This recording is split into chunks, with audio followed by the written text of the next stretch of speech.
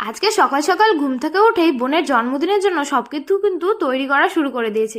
এখানে আমি চালটা কিন্তু মাখিয়ে রেখে দিয়েছিলাম যা যা লাগে পোলাও রান্না করতে, আর এদিকে কাজু বাদাম কিশমিশ কিন্তু ভিজিয়ে রেখেছিলাম।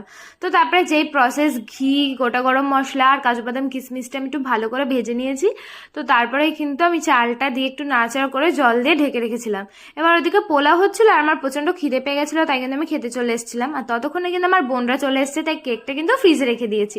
আর এদিকে দেখো আমার বার্থডে গার্লটাকে কি কিউট লাগছে, তাই না এই ড্রেসটা পরে। তো আমি তাড়াতাড়ি করে চলে এসেছিলাম কিন্তু ভাজাভুজি রেডি করতে, যেহেতু 5 রকম ভাজাভুজি দিতে হয় জন্মদিনের নিয়ম। আর কি কি করেছি চলো এক নজরে দেখিয়ে দিই। এখানে পায়েস রান্না হয়েছে, এখানে কিন্তু এই যে পোলাওটাও রেডি হয়ে গেছে, আর এদিকে ভাজাভুজি হচ্ছিল, তারপরে চিংড়ি ভাপা হবে, ওইদিকে মাংস হবে।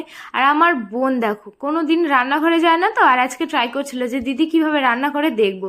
তাই আমি বললাম তোকে আর রান্না করতে হবে না। আর এদিকে দেখো আমাকে প্রণাম করার জন্য পাগল হয়ে গেছে